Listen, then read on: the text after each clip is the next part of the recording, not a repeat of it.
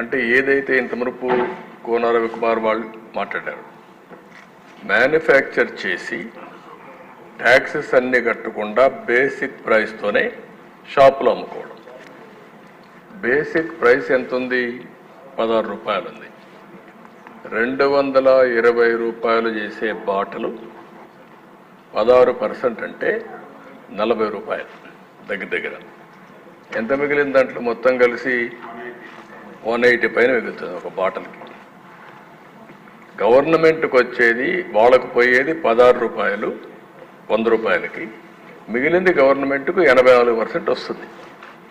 అలాంటిది పెద్ద ఎత్తున జరిగిందని నేనే చెప్పాను, లెక్కలు చెప్పాను.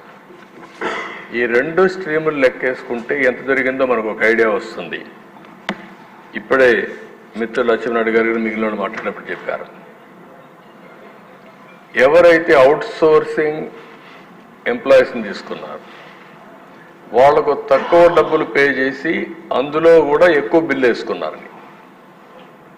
ట్రాన్స్పోర్టేషన్ అది కూడా ఒక అవెన్యూగా తీసుకున్నారు, అందులో కూడా బిల్స్ ఎక్కువ వేసి డ్రా చేశారని. ఇలాంటి వేరియస్ ఇష్యూస్ ఉన్నాయి.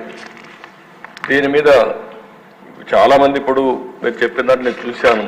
నేను అందుకనే డిఫరెంట్ మనం కూడా పోయినప్పుడు, మేము కూడా ఫీల్డ్కి పోయినప్పుడు మాకు కూడా చాలా రెక్కల ఇవన్నీ వచ్చాయి. అల్టిమేట్గా డిజిటల్ ట్రాన్సాక్షన్స్ 0.63%, 99,000 కోట్ల రూపాయల్లో 0.63 అంటే మొత్తం కూడా క్యాష్లోనే చేశారు.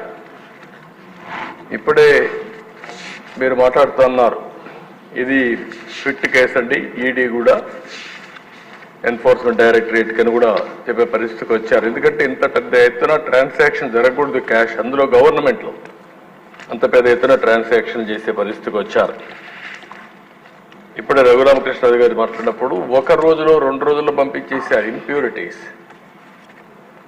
ఈఎన్ఏ చేసిన తర్వాత, కొంత డిస్టిలేషన్ అయిన తర్వాత, మ్యానుఫ్యాక్చర్ అయిన తర్వాత దానికి టైం కూడా పెట్టకపోతే అది సెటిల్ కాదు, ఇమ్మీడియట్గా పంపించే పరిస్థితికి వచ్చారు. ఆ విధంగా ఇంప్యూరిటీస్ కూడా పంపించే పరిస్థితి, ఎక్కడెక్కడ హెల్త్ హజార్డ్ అని తెలిసినా పంపించే పరిస్థితికి వచ్చారు. ఇవన్నీ కూడా 1-2 కాదు, చాలా విషయాలు. దీంతో ఏమైంది, రేట్లు విపరీతంగా పెరిగాయి. తక్కువ రేటుకు ఏది వస్తుందని చూస్తే గంజాయి వచ్చింది. ఇంకా గంజాయికి అలవాటు అయిపోయారు. ఇది పెద్ద ఈరోజు గంజాయి కొన్ని దిక్కల్లో అది ఒక ఇండ్ల దగ్గర, పొలాల దగ్గర పండించేసే పరిస్థితికి వచ్చేసారు. ఏమ్మా, ఆకుకూరలాగా బండ్ల మీద అమ్మే పరిస్థితికి వచ్చారు. అంటే ఇది ఒక పెద్ద భయంకరమైన సిచ్యువేషన్. ఇప్పుడు ఏంటి, మొన్న మనం చూస్తున్నాం, గంజాయి తాగిన వాడు అటాక్లు మొదలుపెట్టారు. మోటార్ బైకుల్లో వెళ్ళిపోయేసి ఎవరన్నా మాట్లాడితే వాళ్ళు కొట్టేస్తున్నారు అంతే. ఇంకా మాట్లాడే పరిస్థితి కూడా లేకుండా చేసే, ఎవడొస్తాడు, ఎవడు తాగాడు, ఎవడున్నాడు అని కూడా లేకుండా పోయే పరిస్థితి వచ్చింది. ఒక క్యాబినెట్ సబ్ కమిటీ కూడా వేసాం. మన వెనుకొండలో జరిగింది కూడా అదే జరిగిందని మన మిత్రులందరూ చెప్పే పరిస్థితి వచ్చారు. 1-2 కాదు అధ్యక్ష. ఇప్పుడు ఏమైందంటే ఇదంతా కూడా అన్మేనేజబుల్ అయిపోయింది, ఇర్రిపేరబుల్ అయింది, అన్మేనేజబుల్ అయింది. మన మర్యాద చెప్పే వినే పరిస్థితులు లేరు. కడాన బరి దిగించి మీరు చూస్తే ఆర్డీఓ ఆఫీసు కూడా తగలబెట్టేసే పరిస్థితికి వస్తే నేను హెలికాప్టర్ ఇచ్చి పంపించే పరిస్థితికి వచ్చాను. ఇక్కడే దేశ జంగారెడ్డిగూడెంలో ఆ రోజు ఇల్సిట్గా సారాగాంచి ఇవన్నీ చేస్తే 21 మంది చనిపోయారు. పార్టీ పరంగా పోయి ఆ రోజు మనం డబ్బులు కూడా పే చేసే పరిస్థితికి వచ్చాం. ఇలాంటివన్నీ వచ్చినప్పుడు మనం కూడా గుర్తుపెట్టుకోవాల్సింది ఇక్కడుంటే మీరందరూ చెప్పిన దానిపైన ఇప్పుడే శ్రీనివాస్ గారు మాట్లాడుతూ తాడేపల్లిగూడెం చాలా స్పష్టంగా చెప్పాడు. ఈఎన్ఏ కూడా సరిగా చేయకుండా రా లెక్కర్ పంపించేస్తున్నారు, డిస్టిల్ చేసి దానికి మొలాసిస్ పంపించేస్తారని చెప్పాలి. మాటలు చెప్పాలంటే ఎక్కడికెక్కడ స్పిరిట్ పంపిస్తున్నారు, మొలాసిస్ నుంచి స్పిరిట్ తీసి పంపించేస్తున్నారు. ఇవన్నీ కూడా చాలా భయంకరమైన సిచ్యువేషన్స్ ఉన్నాయి.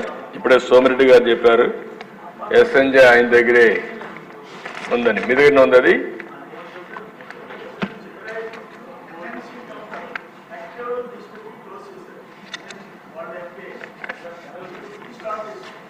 మళ్ళీ ఆయన వచ్చి స్టార్ట్ చేశాడు. మంచి బేరం.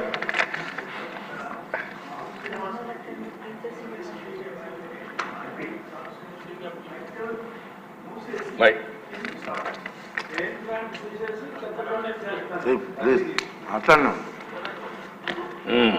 ఇవి అధ్యక్ష మేము హౌస్ కామీ ఇస్తున్నాం. ఇప్పుడు డిప్యూటీ సీఎం గారు చెప్పినట్టు ఇక్కడుండే సభ్యులందరూ చెప్పినట్టు ఇంకా తరో ఎంక్వైరీ చేసి రెఫర్ చేయడమా లేకపోతే రెఫర్ చేయడమా?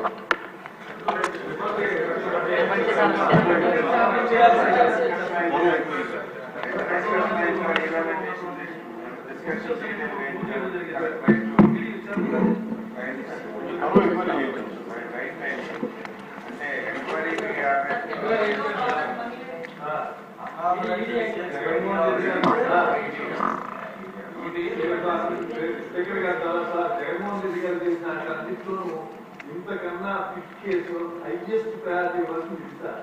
ఎందుకంటే కొన్ని లక్షల మంది ఎఫెక్ట్ అయ్యారు. సొంత బ్రాండ్స్ చందాలైన బ్రాండ్స్ మెచ్యూర్ అవ్వకుండా స్పిరిట్ సప్లై చేస్తే పబ్లిక్ నుంచి వాళ్ళు సమాధానం కూడా చెప్పుకోలేదు sir. This fit case doing anything enforcement directorate sir. అంటే cash transactions enforcement directorate, black money cash transaction, అదే సిబిసిఐడి చేసి ఈడీ రావాలి, లేకపోతే సిబిఐకి ఇచ్చి ఈడీ రావాలి.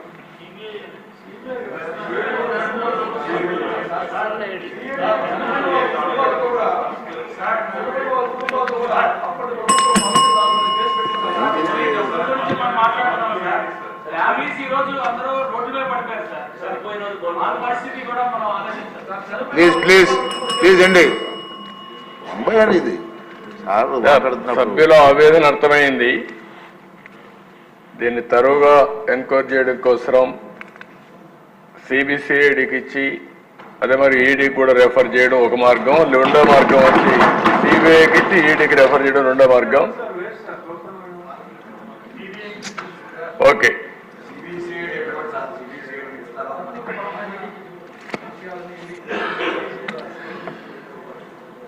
ఓకే. దెన్ ఇవన్నీ చూసిన తర్వాత నాకు అనిపించడం ఏంటంటే ఈ తరో ఎంక్వైరీ జరగాల్సిన అవసరం ఉంది. ఎందుకంటే ఎంత జరిగింది ఫ్రాడ్ అనేది కూడా మనం ఇంకొంచెం తరోగా పోతే తప్ప ఇది సాధ్యం కాదు. ఈఎన్ఏ దగ్గర నుంచి, ఆల్కహాల్ సప్లైస్ అయిన దగ్గర నుంచి, డిస్టిలరీ దగ్గర నుంచి ఎంత వచ్చింది, ఎంత ఆఫ్లో పోయింది, ఇవన్నీ కూడా తరోగా చేయాల్సిన అవసరం ఉంది. అందుకనే 5 సంవత్సరాలు లక్షల కోట్ల రూపాయలు నగదు అమ్మకాలు జరిగాయంటే అది కూడా సొంత డిస్టరీస్ పెట్టుకొని చేశారంటే ఇది చాలా భయంకరమైన పెద్ద స్కామ్ ఇది. ఇవన్నీ కూడా మనం చూసినప్పుడు నాన్ డ్యూటీ పెయిడ్ లిక్కర్ ఎంత పోయింది అవన్నీ ఉన్నాయి. ఫైనల్గా వాస్తవాలన్నీ బయట రావాలి. అందుకనే ఈ ప్రభుత్వం దీన్ని సిబిసిఐడి ఎంక్వైరీకి ఇస్తూ అదే సమయంలో దీని అవసరమైతే ఈడీ సపోర్ట్ కూడా తీసుకోవడానికి పెద్ద ఎత్తున క్యాష్ ట్రాన్సాక్షన్ జరిగాయి కాబట్టి వారికి కూడా రెఫర్ చేస్తాం. అన్ని విధాల చర్యలు తీసుకుని మళ్ళా ప్రజల ప్రాణాలు కాపాడడానికి ఈ రాష్ట్ర ఆదాయాన్ని ఏ విధంగా దుర్వినియోగం చేశారో అవన్నింటిపైన యాక్షన్ తీసుకోవడానికి ప్రభుత్వం సిద్ధంగా ఉంది. ఒకటి ప్రజల ప్రాణాలు, ప్రజల ఆరోగ్యం, అదే సమయంలో పెద్ద ఎత్తున అవినీతి, ఇవన్నీ ఉన్నాయి. అన్ని కోణాలు దీంట్లో బయట రావాల్సిన అవసరం ఉంది. తప్పకుండా అవసరమైతే మన మెడికల్ అండ్ హెల్త్ డిపార్ట్మెంట్ కూడా చెప్పి ఆ మధ్యలో 1924 తర్వాత కూడా దీని ఎఫెక్ట్స్ వల్ల ఎంతమంది ఆరోగ్యం నాశనం అయిపోయింది, ఎంతమంది మంగళసూత్రాలు తెగిపోయినాయి, ఇవన్నీ కూడా ఎలక్షన్లో మనం చెప్పాం. అవన్నీ కూడా ఎస్టాబ్లిష్ చేయాల్సిన అవసరం ఉంది. దీనిపైన సిబిసిఐడితో తరో ఎంక్వైరీ చేపిస్తాం. ఈడీ కూడా రెఫర్ చేసి యాక్షన్ తీసుకుంటామని సభ ద్వారా మీకు తెలియజేస్తున్నాను.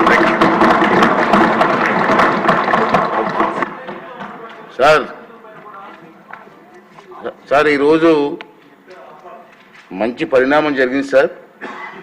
ఉదయం మనం 2 బిల్లులు పాస్ చేసాం. ఇక్కడ 2 బిల్లుల్లో భూమి హక్కుల చట్టం గురించి ఒకటి, రెవెన్యూ చట్టం గురించి, అలాగే వైఎస్ఆర్ ఆరోగ్య విశ్వవిద్యాలయం చేసాం. చేసిన వెంటనే కౌన్సిల్కి పంపించాం సార్. మంచి పరిణామం. ఎందుకన్నా అంటే కౌన్సిల్లో ఈ రోజే పాస్ అయిపోయింది సార్ 2 బిల్లు కూడా.